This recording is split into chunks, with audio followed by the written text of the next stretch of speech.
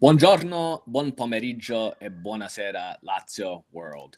Welcome to our instant reaction pod. Consider this your stoppage time as we review the second leg of the semifinals of Coppa Italia between Lazio and Juventus, which just ended in a 2-1 victory for Lazio. However, Lazio bows out on aggregate. I'm your host, Sean McIntosh, joined by my long-lost co-host, Caleb Adams. Caleb, you said it right before we went live, but it is the hope that kills you. And Lazio had us dreaming for a minute. How you feeling? Man, I'm feeling super bummed because I actually thought that was one of our best performances under Tudor so far, for the most part. I love that the team. I was kind of concerned that the team sort of would come in with a kind of defeated attitude, right? Of like, hey, we're down 2-0, like things haven't been, going our way, blah, blah, blah. But I was really pleased to see that they were very much trying to come back in this game from the start. The intent was shown early on. And of course, not being rewarded for that work and being just that close, it sucks. It's just like you're feeling. Yeah, it was a bummer because you really felt like you go into this one down 2-0, and there's not a ton of hope, given how hard it's been for this side to score goals all season long. Obviously, this match is at Stadio Olimpico, a very different team at home. We're playing a Juve who's quite simply been very poor all season, and so you try and find some glimmers of hope. Yeah. And you think to yourself, you score one early in this match, and you have some hope, and sure enough, we did. So we'll jump into the recap for those who missed it to touch on all that happened. This one, as mentioned, taking place in Rome, in Stadio Olimpico. Juve ahead 2-0, and we take a look at that starting 11, and I had some questions. Tati again once more leading the line. Ciro Immobile coming back from injury in the lineup, though. Guendouzi back to what I think you and I believe is his starting place in this 11. So that was nice to see. Cataldi selected ahead of Rovella in the 11. No Kamada for this one, who suffered a muscle injury. Luis Alberto and Felipe, same positions in the starting 11. You see Hisai inserted into the lineup over an injured Lazzari, again taking a place over Pellegrini, who continues to be ignored. Romagnoli, Casale, and Gila form that back three.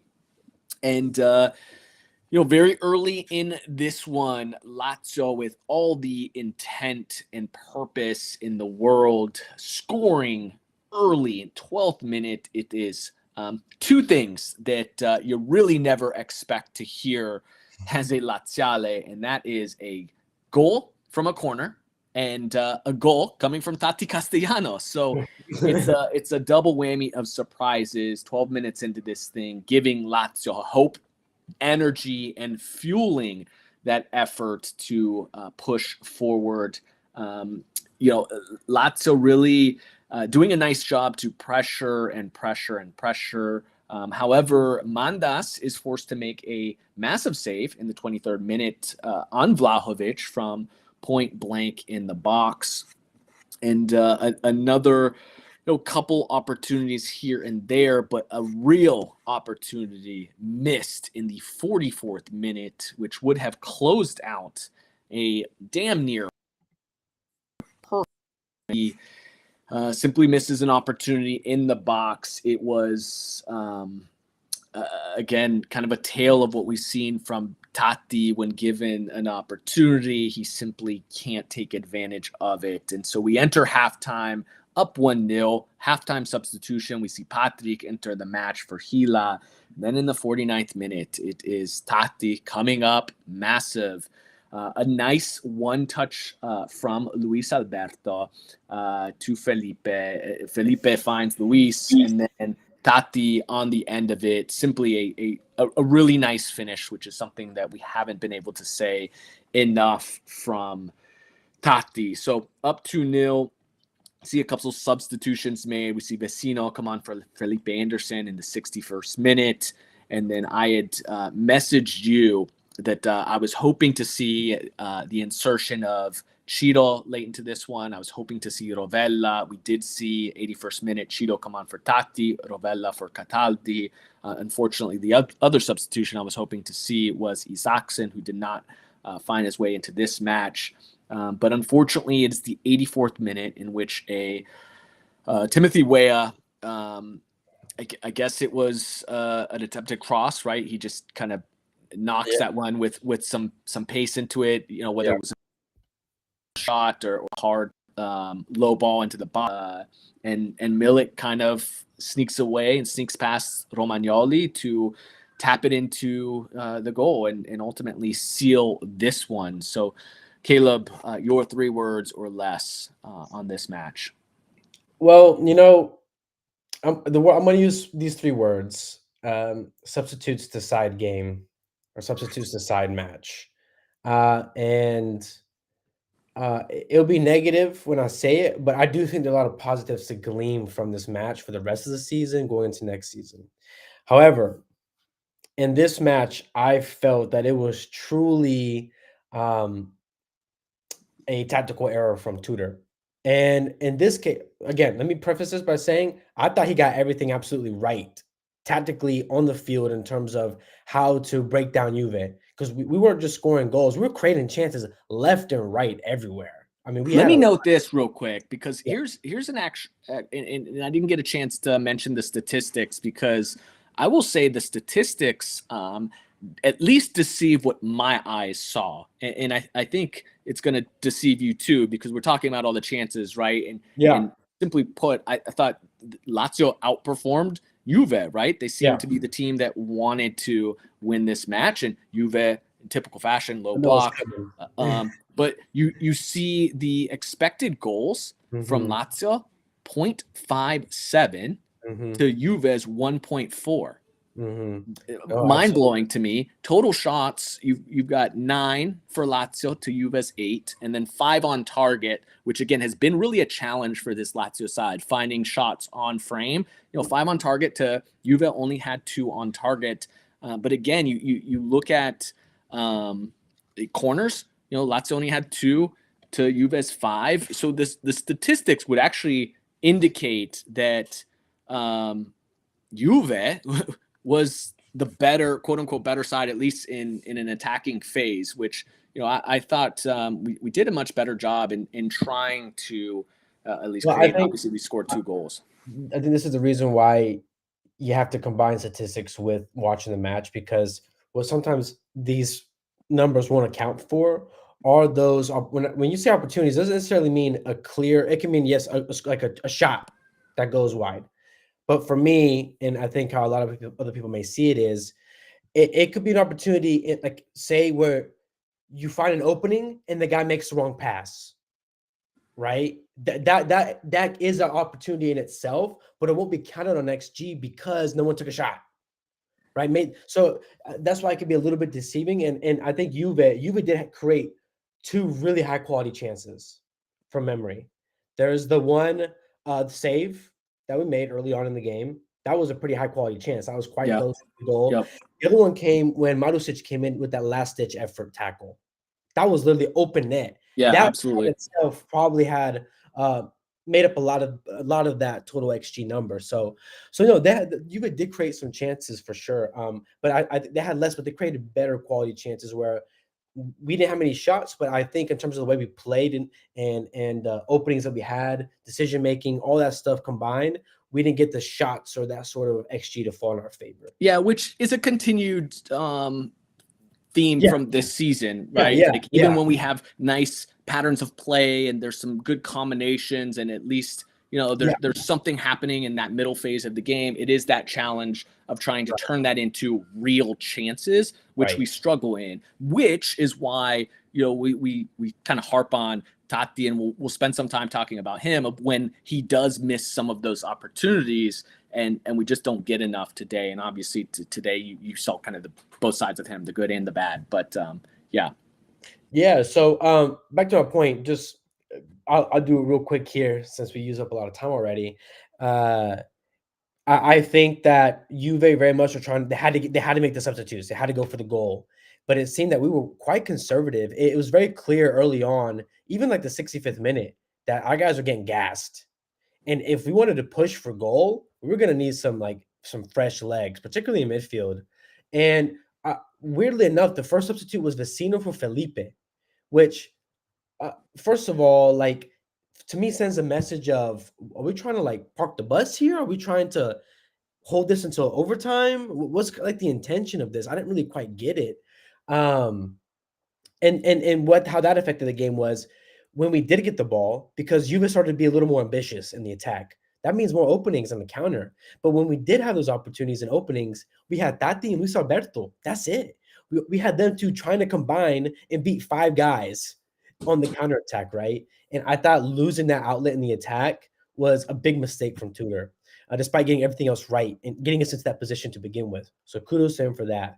However, I think in terms of chasing that third, he failed in that aspect with the substitutes that he made, and we paid for it at the end because guess who won the match for Juve? The substitutes, two substitutes combined. So yeah, I mean that's yeah. How about you, man? Yeah, I look, my three words were another gut punch, and that obviously comes because there was so much hope, and we just can't seem to take that next step, whether it's a cup run like this, whether it's turning a good run of form in league play into 3 or 4 matches to truly get over right that Champions League line that we need to find ourselves in, and so you start to believe, and the moment you start to believe, we kind of drop off. But I think right. and now it's about right. It's the character. It's we've got to be able to take it. Presents. I think you're spot on. Was there was a lot of energy and effort in this match, and you could see the tired legs. The mental aspect too of scoring 2 goals and then not wanting to make a mistake. So naturally, some of the players are going to drop back. Mm-hmm. But it doesn't help when the manager then sets that tone with some of those substitutions. I mentioned to you again, the substitutions I was hoping to see late were Ciro Rovella and Isaacson, the player who we know has who doesn't fear taking somebody one-on-one, who's going to put pressure. Our problem late into that match, obviously Juve was going to drop back. We needed somebody that could beat a man off the dribble. In order to create any numerical advantages, we needed one player to be able to beat somebody. Rovella wasn't able to do it. You had Luis Alberto with tired legs out there. Anybody with some sort of creative outlet was completely gassed at that point. So what are we doing? We're passing side to side, passing it back to Mandas. We're trying to cross the ball in, and Juve has physical center backs. They're winning every single one of those balls. We've talked about this for about 10 years, how poor our crossing and distribution is. So we're just wasting chances. So it really was just a bit of a tactical miss, which sucks because he did get so much right going into this. And that's where we've got to change one killer instinct from the side, and then a manager obviously setting us up to put some of those players in there that maybe aren't so afraid at the end of a match. Yeah, absolutely. So who did you have then as your man of the match? Easy choice for me, and it's got to be Tati Castellanos. I think pretty easy. I think of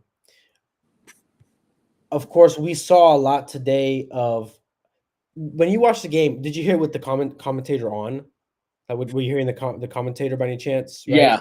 Okay, I asked because it seemed he was saying Castellanos nearly like every 30 seconds because he was just so involved in every single part of the game today. and what the team is doing well. This time, however, he's done that a lot this season. Credit to him. But this time, he scored the goals that he needed to score. Almost all the ones that he needed to score. But he scored 2 goals, scored a brace. And I think the fact that he scored that goal so early on really instilled an extra level of belief into the team. Because imagine we going to the first half. Imagine we going to the half and we're still 0-0. That's when those doubts start creeping in. That's when the hope starts fading a little bit. You get a little more desperate. But him burying that great corner from a great ball from Alberto, that which we never see this season, the one good ball of the season, he buries that in the 12th minute, right? Yep. In the 12th minute. And that just sort of sets the tone for the team. The whole team kind of just really rallies behind that and starts, you can see just what it meant to them. And to Tati, of course. And the things that stood out for me in particular is obviously scoring a brace. One, I think that second goal was more important from a confidence standpoint because it's run of play. It's right. It's for him. That's where he struggled. It was a brilliant ball from Luis, and he, picks out his corner, strikes it real nicely. He's had you can see he's in his head. So when he has too much time to think, it's maybe when he has some of those challenges. Obviously, he was in a one-on-one with the keeper. It was offside, so it didn't matter. But it matters in the sense of his mentality. And, the next time being in that position, he may overthink it again. So I think that second goal is really important. But what stands out with Tati in this particular match is obviously we talk about his effort all the time. To me, it was a physicality, right? He was going into challenges. He was, you got a center back like Bremer, physical, right? And Cheeto has struggled, over the course of a few years with a player like Bremer, who's just stronger, bigger. And Tati wasn't backing down. He was going into those plays. He was winning balls.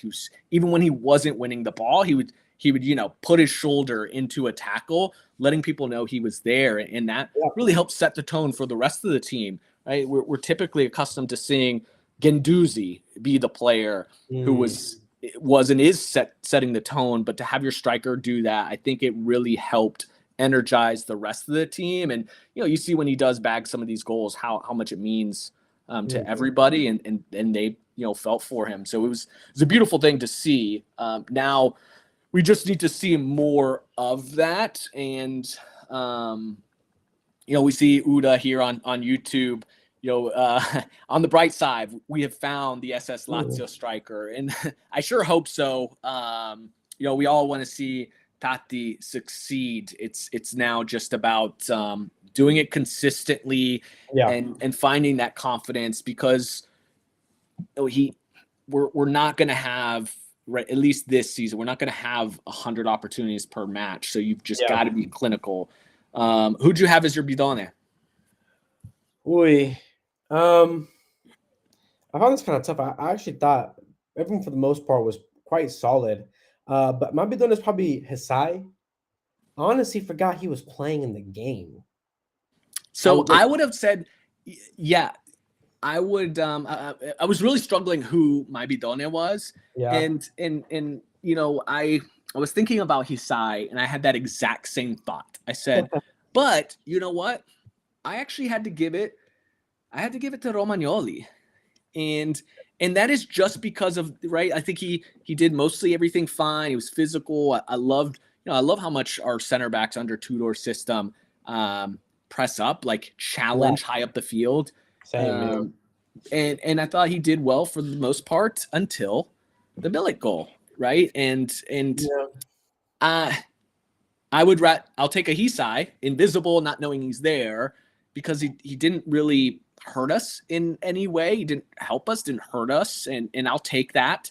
Unfortunately, I thought Romagnoli, right? He's our best center back. He is Mr. Reliable. I think he just doesn't get talked about enough. We talk about who the best Italian center backs are, and I think it's very clear right now it's Acerbi in the league. But then you start hearing, Mancini, because Mancini scores an open header. Everybody's like, Mancini's the best. Like, I don't buy into that, particularly when you see what Acerbi is doing week in and week out. But then you don't have any discussion about Romagnoli, and he's had to play with a rotating cast of center backs, not all of which are strong. And again, last year we were one of the best defensive sides in all of Italy, and this year we've had some of our struggles, but he's performed really well.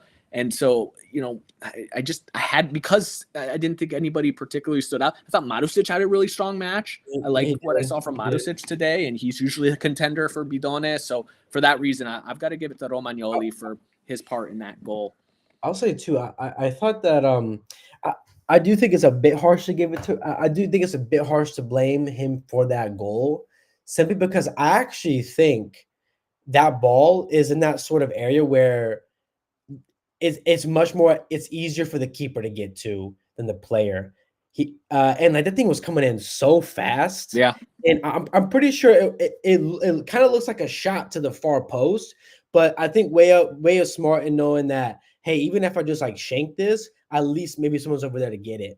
But I see why you have him, but I do think it's a bit harsh considering that like Vlahovic was pretty much invisible all game, first of all. And oh yeah, I do think that ball is more so on the keeper, but even I can't even blame the keeper because it was just so fast. It was just such a fast ball. Then it's just really awkward, really good ball. Like it was placed really well. But yeah, it's a game like this where one moment, one little thing could really knock you. So that's that. I think we lost Shawn here on his Wi-Fi. We did. Well, anyways, we'll continue on with the usual programming here. But I do want to give a little bit, talk about a bit kind of what this means for the future of the team heading to the rest of the season. Now we can focus completely on trying to get that 5th place spot, which is a bit of a long shot. And he's back. There he is. Hey, we lost you. Yeah, lost me. I don't know what happened there. Well, what I was just talking about was I kind of continued on just talking about what this means for the rest of the season. And that means, hey, we don't have to balance 2 competitions. We can really focus hard on that 5th place spot. And I do want to add this. I think that this guy, Emco93 on Twitter, said it best. And I want to get your thoughts on this. No matter of the final result, it is good to know that Lazio is alive. I mean, yeah, obviously we're alive. We need to set our expectations higher than just being alive.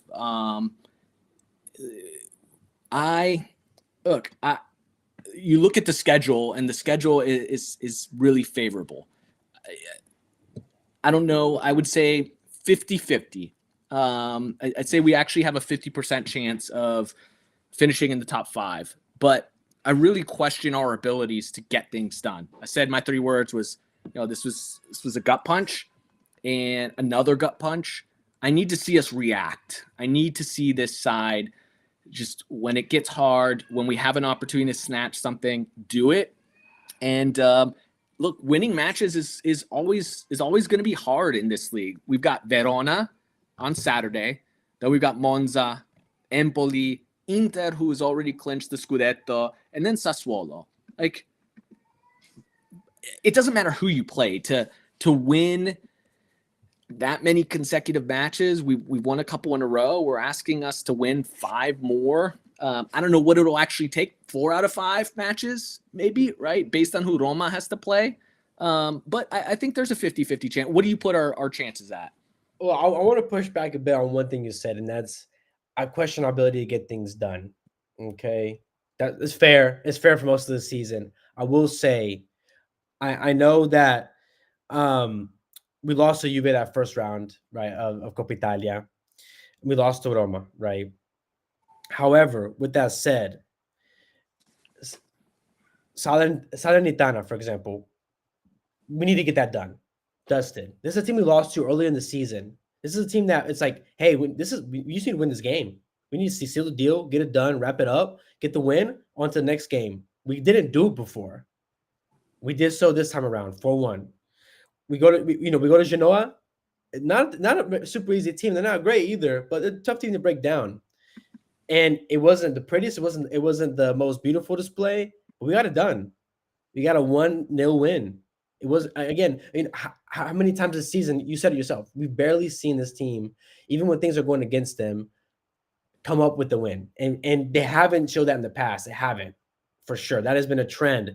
But I do think that there is, and even though today we still got eliminated from Coppa Italia, we needed to come out and have a strong performance to even have a shot. Yep. We scored the 2 goals we needed. The energy was there. The fight was there.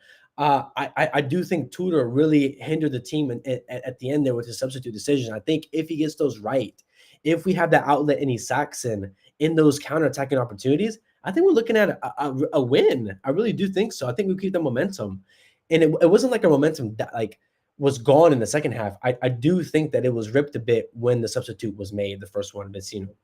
So yeah, yes, but we're gonna have to be perfect. And I understand. Again, we look at there's Atalanta still in this thing too, right? It's not just a head-to-head between us and Roma. We've got an Atalanta side that has been playing well all season long, and they're still in Coppa Italia, they're still in Europa, so they have some distractions, and they've got a match against Roma. So one of those two sides is going to drop points, but they do have a game in hand against us, and outside of that Roma match, like they've got a pretty easy fixture list. We got to hope that they maybe put all their eggs in the Europe basket because they've never won a European trophy. So, and look, I think 50% is a lot of credit. I think to say it's a coin flip, given that we're not level on points, and I just think it's asking a lot of any side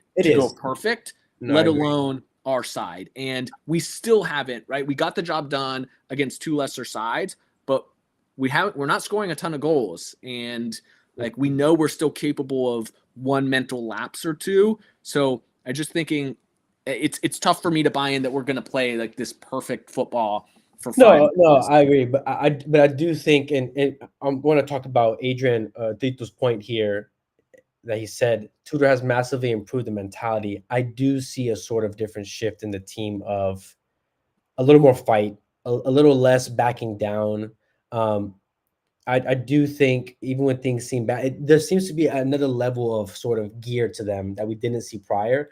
Now, again, you said we're going to have to be nearly perfect. And that's a lot to no ask. doubt about the mentality. I agree. And there's energy, but it still comes down to quality at the end of this, right? I think we'll be in games, but it's going to take that little bit of quality to shine. And hopefully, we see a Luis Alberto that's now played well for a couple matches in a row, right? And that's where a lot of our quality stems from. I think we're still going to need Cheetah. He's got a part to play in this. It's nice to see Guendouzi. We're also getting healthy at the right time. We see Guendouzi back, Rovella, Zaccagni needs to be back, but I think we're starting to get at least some of those really important players healthy. But to me, I still question some of the quality that's going to have to be there, because we're just not going to all of a sudden be a completely different team. We're not going to all of a sudden have 5 clear-cut chances, 6 clear-cut chances in a match. So, but it feels good to be in there, to have something to root for. I mean, we were on this podcast a couple weeks ago, and it was like, I don't even know what, we're watching, but what are we watching here? At least there's something to fight for, and the guys are giving us something to be excited about, which is all we can ask for, I suppose. No, yeah. To me, it seems like the team is buying into it, right? We had our sort of questions and concerns of, supposedly Igor has a tough personality. It's very much like you either hate the guy or you love the guy. From past experiences, of course, it's still the quote unquote honeymoon stages. They've had a bit of their adversity with him already. But it does seem like the team is buying in. And I also want to add that Lazio have won 3 consecutive games at home against Juventus for the first time since 2000 and 2001 season.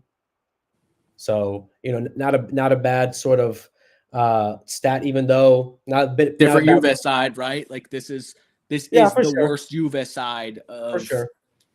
probably my lifetime that I can recall. Yeah, You know, yeah. it's still a good accomplishment. It's a recognizable accomplishment, but you know, this isn't this is the Juve side that we looked at today, and it was like, look, man, right? Any other Juve side, no chance. Like this one, it was like, well, we're Yeah. playing at home, and Juve sucks. Let's be honest. This is not a good side, which is why it hurts to be like, you know, if we're not going to advance against this side, come on. Like, we got ourselves into a bad hole in that first match at Turin. So, you know, that's the piece. I just want to caution when we start throwing out those statistics. Like, yeah, but I this know. is I'm saying not a bad start to Tudor's tenure. Is for really sure. Look, he's had a tough fixture list to start, no doubt.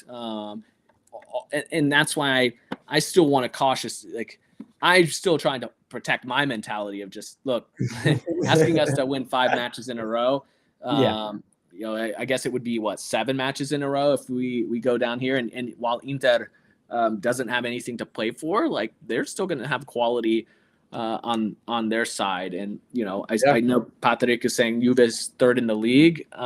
They are, but look, I think there's some bad sides, you know, up there. They're 3rd in the league, but who are they ahead of, really? I mean, they're ahead of us. They're ahead of a Milan side that's kind of not great. Milan is second.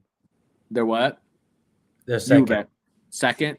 Yeah, Milan is second. Milan is second. Yeah, right. Okay. So Napoli is Bologna, Roma, and Atalanta.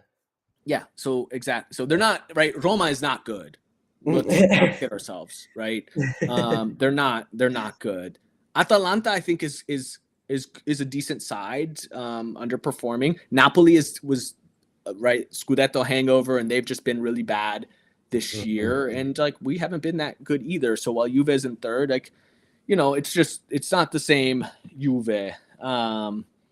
Inter's been the one really quality side, obviously. So, but look, there's still a lot to play for, and I tell you what, it's disappointing because, you know, our rivals, our in-city rivals, are still alive in a trophy hunt, and so for us to bow out sucks. But we can make up for that. Obviously, we're all going to be Leverkusen fans here for the next few weeks, and if we can chase them down and beat them to the punch for a Champions League spot, that would make up for a lot. So, you know, we'll be here to cover it. It obviously makes for some good conversations now that we're alive, and some good banter with Romanisti. And yeah, I mean, look,